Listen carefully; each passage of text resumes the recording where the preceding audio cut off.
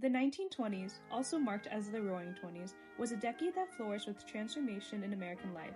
Post-World War I, shifts towards modernization, such as the increase in urbanization, jazz music, and consumerism, were just a few of the ways the time period has not gone unnoticed.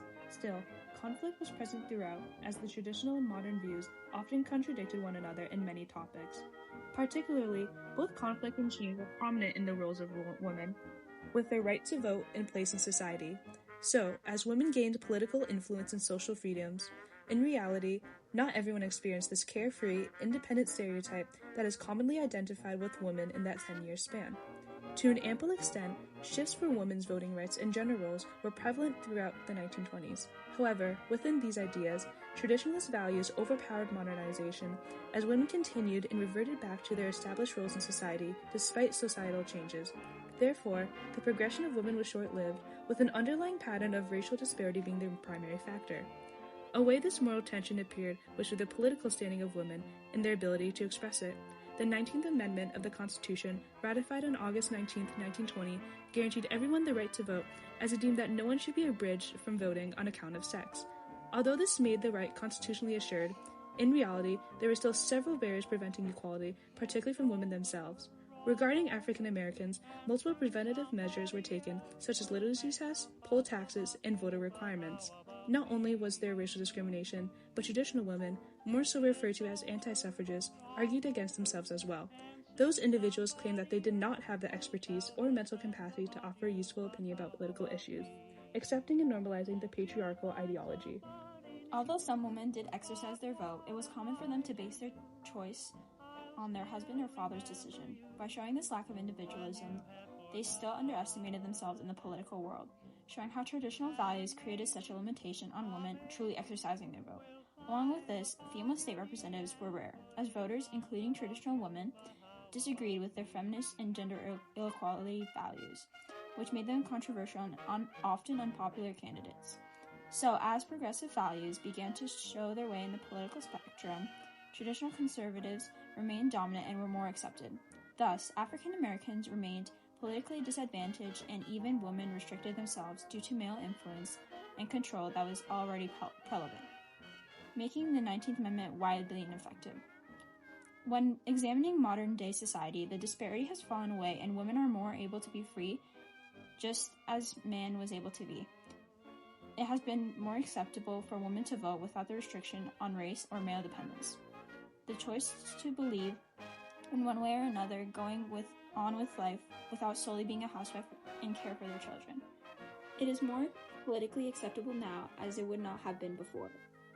Among other tensions in the decade, the women's place in the workforce and how there were roles within the workplace was significant for the moral conflict that was present. Prior to and during the United States of America joining World War I, there was an increase in supplying resources to provide for our British allies overseas. Due to the increased urbanization and men going to war, while with some never returning back home, women replaced their positions. Through Bushnell's The Sky Is Now Her Limit, he depicts how women had the ability to work their way up to holding an occupational leadership position by symbolizing the rise to power through showing a woman gazing on the rungs of the ladder. From this cartoon, it exhibits how the decade made it possible for women to expand out of the traditional housewife role by making their own money. To put this into consideration, the buckets balanced on the women's shoulders carry resemblance to the resistance throughout the decade as well. Even though they took positions in the work field, most women were not able to attain those leadership positions at all. Rather, they held entry-level positions including office secretaries and clerks. Some worked as nurses and teachers. However, men still stayed dominant in law and medicine, as shown through Reinhardt's photograph Operating Room of Ladies' Rayon Undergarment Factory. Working as an entry-level factory worker was quite common. Within the image, nearly all the women were working hard, which men holding managerial jobs within their company could not imagine. Along with this, it is important to note that women coming from a place of racial minority did not work as a symbol of freedom, but rather necessity. African Americans were forced in working to support their low-income families, and did not work as a way to show acceptance for freedom in the workplace. Additionally, not only did women work these low-level job positions, but they did so with the wage gap. The wage gap was something that was quite significant due to the previously mentioned idea that women being only allowed to work in low-level jobs. Women would earn $17.34 weekly compared to the $29.35 that men earned, inherently showing the ideas of traditionalism, as men would still remain in dominance. So even though women had the potential to reach leadership positions, it was highly unlikely, especially to those who faced racial-motivated challenges. In comparison to women today, they are able to be more than just low-level workers, unlike a century ago. It is still important to recognize that some women prefer the traditional lifestyle, with staying at home and solely having the man to work. Although pay gaps are still present, women have been fighting to end that and bring wage equality. Therefore, women have increased possibilities in expanding their careers now than what was accessible in the 1920s. Alongside the tension in work and voting, the extent to social liberty caused controversy in society as standards and norms repetitively contradicted one another. Before the change in social trend in the 1920s, the common image of women was associated with the Victorian era, as they dressed with modesty and reserve and acted timid and contained with a collected personality below their husband. However, with the rise of the new woman, middle-class women expanded in femininity and self-expression, something unnormalized and looked down on before. This installed the image of a flapper, which is characterized by women who indulge in dance halls, cabarets, and speakeasies, leisurely in urban America. Within these lively places, women would dress immodestly in an eye-catching and whimsical manner. Shown through those fluttering flappers, this appearance includes bobbed hair, short dresses, and makeup. She looks back to a traditional woman from 1820 with a traditional skirt and sleeves covering up her shoulders. To put these together, by dressing and spending time as she wanted, the new kind of woman was able to break through traditional norms, carefree of the restrictions of men and traditional standards. But this flapper overlooked the African American minorities who did not have the opportunity of a new self-expression, as they still struggled financially and did not have the means to make a fashion statement that adhered to the decade. Hence, while the flapper symbolized a new social freedom for some, this transformation exhibited racial limitations from modernity throughout. When examining the freedom that women carry with the creation of birth control, the journey for Margaret Sanger was not that way. She began as a nurse and desired to create a seemingly magical pill that later came to the term for the name birth control, to move away from older mechanisms of birth control which were not as desired to go through.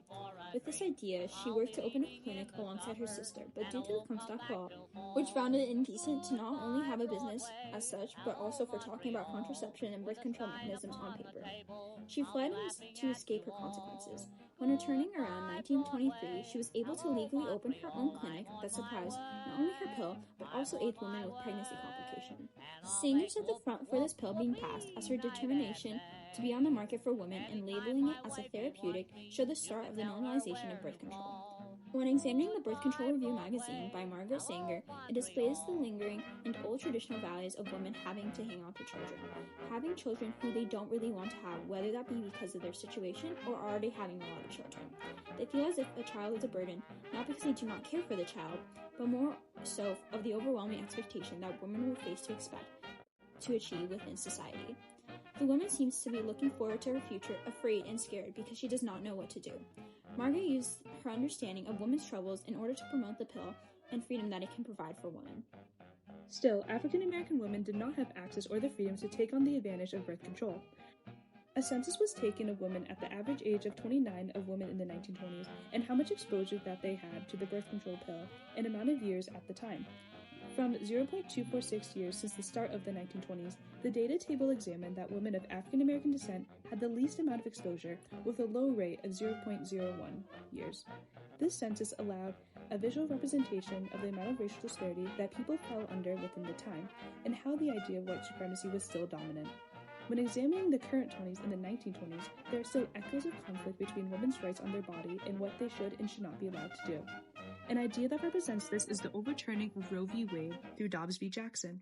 This overturning ended federal protection of abortion, leaving states to decide on the regulation of the practice. Still, women are able to have access to birth control more freely than before. As of 1990, the birth control pill has been FDA approved, and there are several contraceptive options available, such as the shot and the IUD. Societal standards, the social media trend of the trad wife, the married woman who embraces support and traditional gender roles similar to the 1920s, has risen in popularity over the past few years.